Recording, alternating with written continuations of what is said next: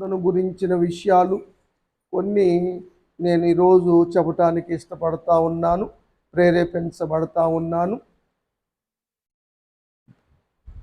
ప్రవక్తలలో చిన్న ప్రవక్తల్లో 11వ ప్రవక్త జకర్యా గారు ఆయన రాసినటువంటి గ్రంథంలో 8వ అధ్యాయము 19వ వచనం. దేవుడు ఆజ్ఞాపిస్తున్నది ఏమిటంటే కొన్ని నెలల్లో ఇజ్రాయేలు ప్రజలు యూదులు ఉపవాసం ఉండటం అన్నది వాళ్ళు పద్ధతిగా పెట్టుకున్నారు, కట్టడిగా నియమముగా పెట్టుకున్నారు. ఈ ఉపవాస దినాలు యూదా ఇంటి వారికి సంతోషమును ఉత్సాహమును పుట్టించు మనోహరమైన పండగలగును. దేవునికి స్తోత్రం. ఉపవాస ప్రార్థనలు ఏం కలిగిస్తాయి అంటే అవును, సంతోషము లేని ఉత్సాహము లేని కుటుంబాలు సైతము సంతోషాన్ని ఉత్సాహాన్ని తీసుకురావటమే కాకుండా పండగ లాంటి వాతావరణాన్ని కలుగు చేస్తవి. అందుకని ఉపవాస ప్రార్థనల్లో గొప్ప కార్యాలు జరుగుతాయి. అందుకని ఉపవాస ప్రార్థన చేసుకోవటం మంచిది అని వాక్యము తెలియచేస్తూ ఉంది. దేవుడు కూడా ప్రవక్తల ద్వారా ఉపవాస ప్రార్థనలు చేసుకోండి అని తెలియచేసిన సందర్భాలు పరిశుద్ధ గ్రంథంలో మనం చూస్తాం. యోవేలు గ్రంథం 752వ పేజీలో ఉంటుంది. 1వ అధ్యాయము 14వ వచనం. చిన్న ప్రవక్తల్లో 2వ ప్రవక్త. ఉపవాస దినాన్ని ప్రతిష్ఠించుకోండి.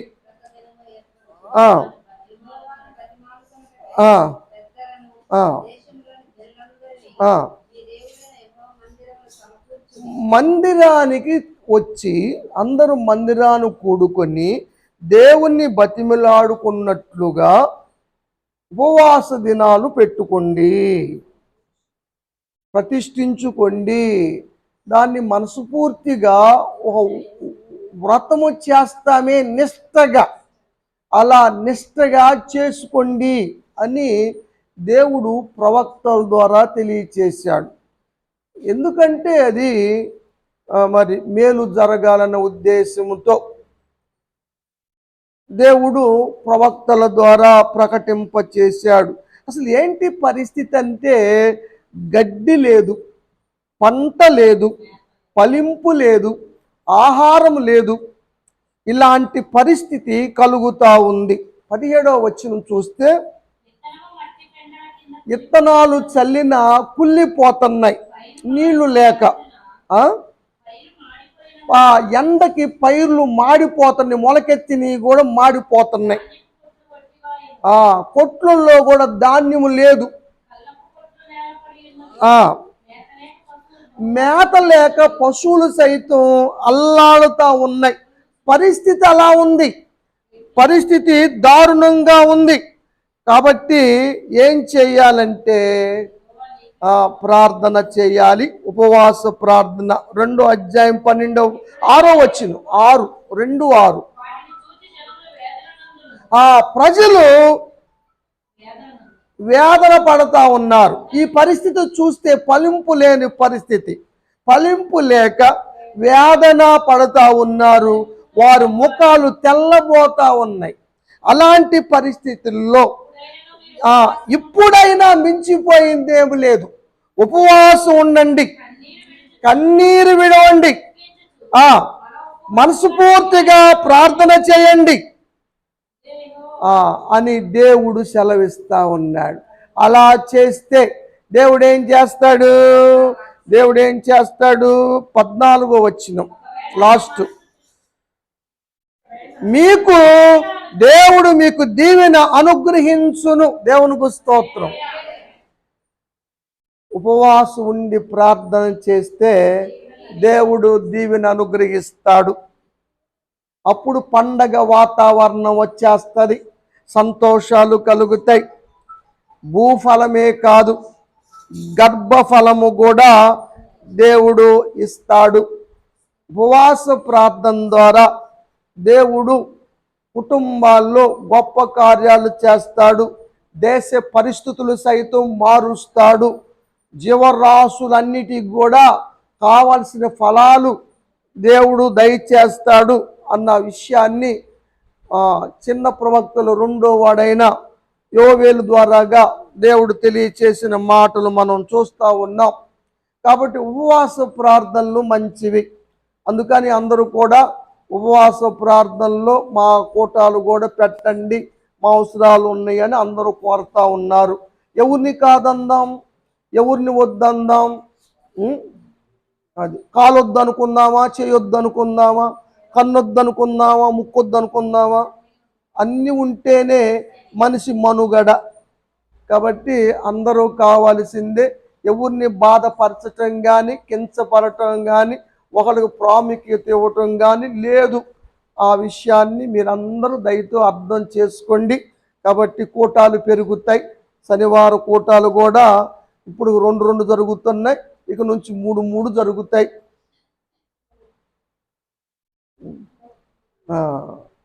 అందుకని ఇంకా ఉన్నాయి, కానీ అవసరాన్ని బట్టి తప్పని పరిస్థితుల్లో మరి చేయవలసిన పరిస్థితి వస్తూ ఉంది. అర్థం చేసుకోవాల్సిందిగా మనం చేస్తూ ఉన్నాను. దేవుడు భూఫలాలు ఇచ్చినట్టుగానే గర్భఫలాలు కూడా ఇస్తాడు ఉపవాసం ద్వారా. అన్నాకు సంతానం లేదు కాబట్టి బాధపడుతూ ఉంది. ఆమె ఉపవాసం ఉండి మందిరానికి వచ్చింది. 1వ అధ్యాయం సమూయేలు 1వ గ్రంథం 10వ వచనంలో మనం చూస్తే దేవుని సన్నిధిని ప్రార్థన చేస్తా ఉంది.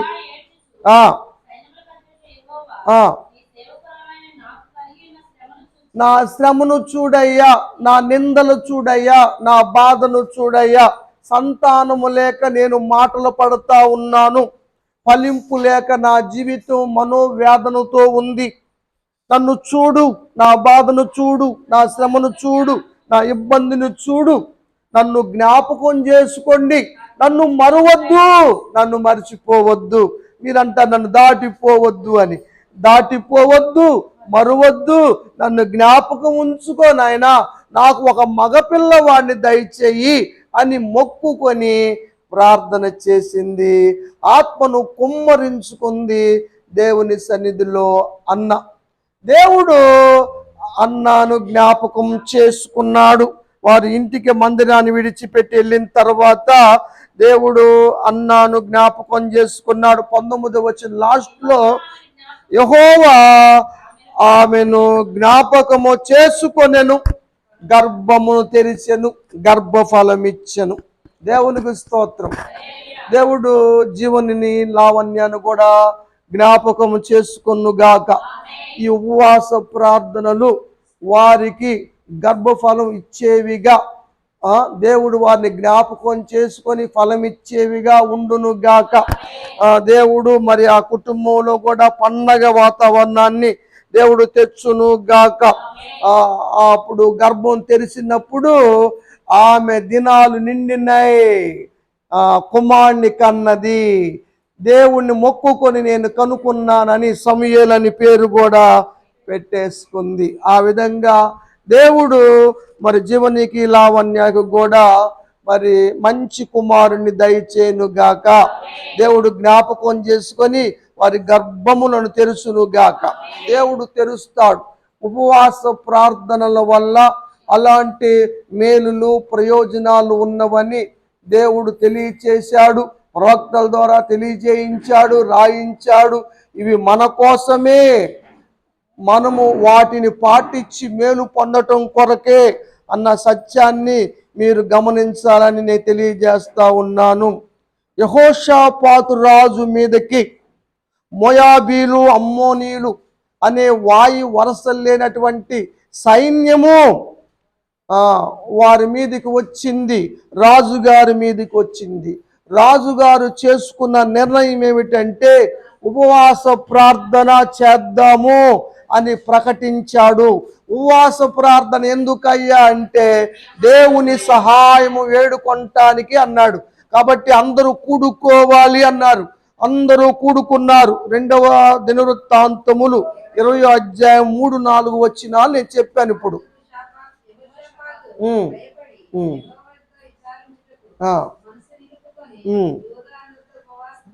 యూదా అంతటా ఉపవాస దినాన్ని పాటించారు.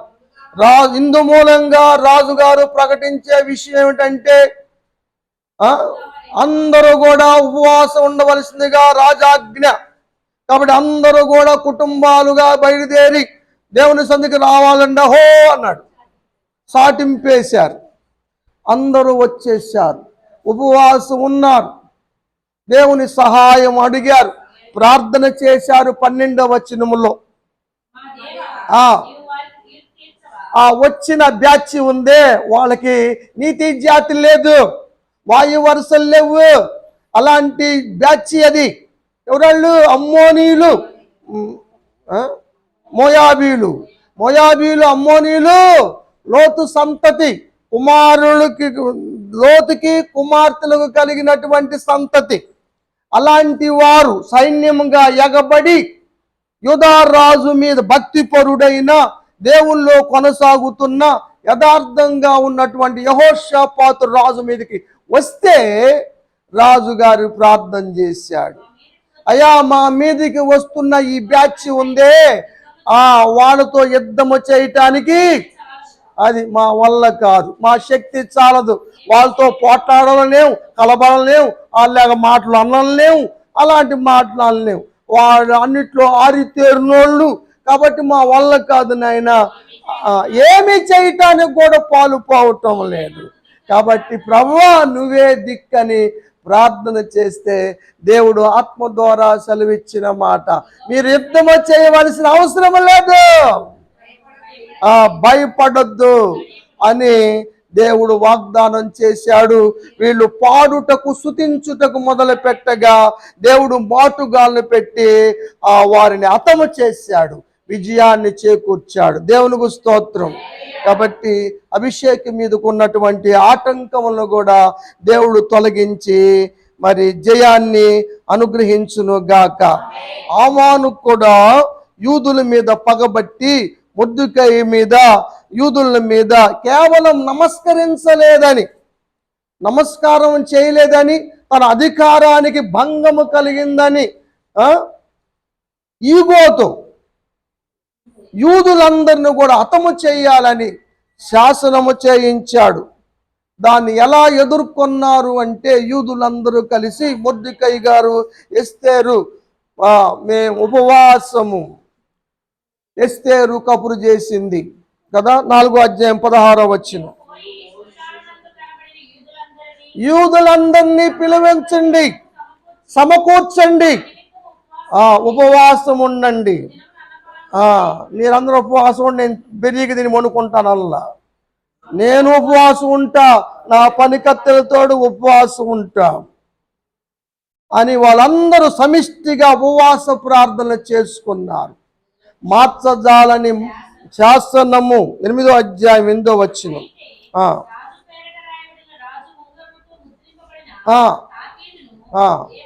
ఏ మానవుడు మార్చజాలడు కానీ ఇప్పుడు మార్చే ప్రయత్నం జరిగింది. ఉపవాస ప్రార్థనకి అంత శక్తి ఉంది. మార్చజాలని శాసనాలనే కాదు, మార్చజాలనటువంటి పరిస్థితులను కూడా దేవుడు మార్చగలడు ఉపవాస ప్రార్థన ద్వారాగా.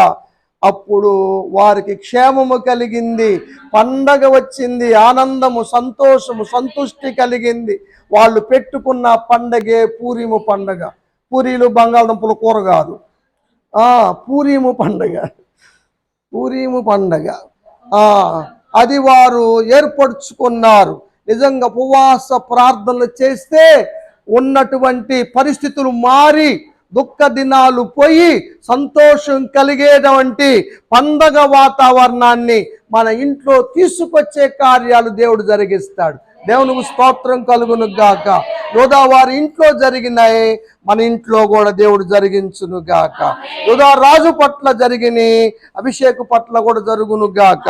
అంతా పట్ల జరిగింది, అదేవిధంగా జీవని లావన్న పట్ల కూడా జరుగును గాక. దేవుడు జరిగిస్తాడు కదా. సంతోషం లేని ఇంట్లో సంతోషాన్ని నింపుతాడు. పిల్లల కేరింత లేని ఇంట్లో పిల్లల కేరింతలేని పడేలా చేస్తాడు దేవుడు. దేవునికి స్తోత్రం కలుగును గాక. పండగలు తెచ్చి పెడతాడు దేవుడు కదా. అది దేవుని మహా కనికరం. అందుకని ఉపవాస ప్రార్థనలు చేయటం అన్నది చాలా మంచిది. దేవుని బిడ్డల మీద, దేవుని ప్రజల మీద దుష్టుడి యొక్క దుష్టమైన చూపులు ఉంటాయి, ఆటంకాలు ఉంటాయి. యేసు ప్రభువారు మరి బాప్తీసం తీసుకొని ఉపవాసం ఉన్న దినముల్లో సైతము శోధకుడు వచ్చాడు, యేసయ్యను శోధించాడు. యేసు ప్రభువారు వాక్యము ద్వారా వాడిని గద్దించాడు, వాక్య ఖడ్గం ద్వారా హెచ్చరిక చేశాడు. వాడు యేసు ప్రభువాన్ని విడిచి వెళ్ళిపోయినట్టుగా మత్తయి సువార్త 4:11 మనం చూస్తాం. ఆ అపవాది విడిచిపోయాడు, దేవదూతలు వచ్చి పరిచర్య చేశారు. ఉపవాస ప్రార్థన పరలోకాన్ని కదిలిస్తుంది, పరలోకం నుంచి దేవదూతల కిందకి రప్పిస్తుంది, దూతల పరిచర్య పొందే భాగ్యాన్ని కలిగిస్తుంది. ఉపవాస ప్రార్థనకి అంత శక్తి ఉంది. మనం కడుపు కాల్చుకున్నాం, మేము ఉండలేకపోతున్నాం, నాకు అది ఇది అని అనుకోవటం కాదు, కానీ దాని ద్వారా పొందేటువంటి ప్రయోజనం చాలా గొప్పది.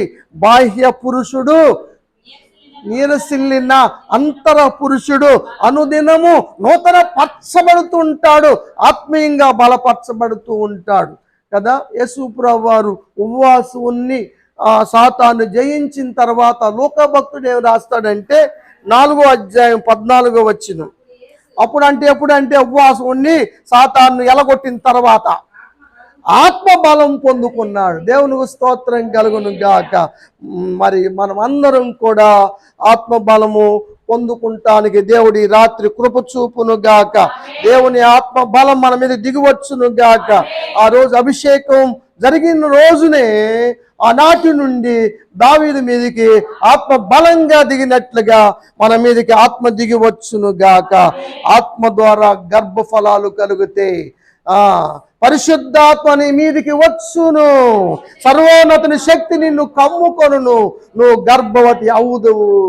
దేవుని శక్తి బిడ్డల మీద దిగి వచ్చును గాక. ఎక్కడున్నా సరే మోషాలో ఉన్న ఆత్మపాలు 70 మందికి వస్తుంది అని చెప్పినప్పుడు 60 మందే వచ్చారు, 70 మంది రాలా. 2 అక్కడ ఉన్నారు, ఒకళ్ళేమో కువైట్లోను ఒకళ్ళు మాషర్లో ఉన్నారు, వాళ్ళు రాలా. కానీ దేవుని ఆత్మ అక్కడికి పంపును గాక. దేవుడు పంపించాడు అక్కడ మోషే దగ్గర. వాక్యములో ఉంటేనే మనం కలుపుకుందాం, వాక్యంలో లేని మనం చెప్పుకోకూడదు. వాక్యంలో ఉంది, అక్కడ ఉన్న వారి మీద కూడా దేవుడు ఆత్మను పంపించాడు.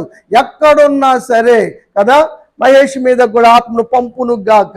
దేవుడు ఆత్మను పంపుతాడు, దేవుని ఆత్మ వస్తుంది, దేవుని ఎంత దూరంలో ఉన్నా. కాబట్టి ఆత్మశక్తి ద్వారా, దేవుని ఆత్మ కార్యము ద్వారా జీవని లావణ్య గర్భవతులు అవుదురుగాక. ఆ కుటుంబంలో సంతోషం నిండునుగాక. దేవుడిస్తాడు, దేవుడిస్తాడు, దేవుడు చేస్తాడు. సమూయేలు 1 గ్రంథం 17వ అధ్యాయం ఆత్మ బలం ద్వారా జరిగినటువంటి ఆత్మ కార్యాన్ని చెబుతాను. దావీదు ఫిలిస్తీన్ కంటే బలాఢ్యుడయ్యాడు. ఎలా అయ్యాడు? వాడు బాల్యం నుంచి యుద్ధాభ్యాసం చేసిన వాడు, ప్రాక్టీస్ చేసిన వాడు, వాడు యుద్ధ వీరుడు, అజానుబాహుడు. కానీ వాడికన్నా కూడా దావీదు ఎలా బలాఢ్యుడయ్యాడంటే ఆత్మ బలము ద్వారా, ఆత్మ పొందుకోవటం ద్వారా శత్రువు మీద బలాఢ్యుడుగా చేసినటువంటి దేవుడు దావీదుని అభిషేకును కూడా బలాఢ్యుడిగా చేయనుగాక. ఆత్మ బలము ద్వారా శత్రువును జయించి విజయాన్ని దేవుడు చేకూర్చునుగాక.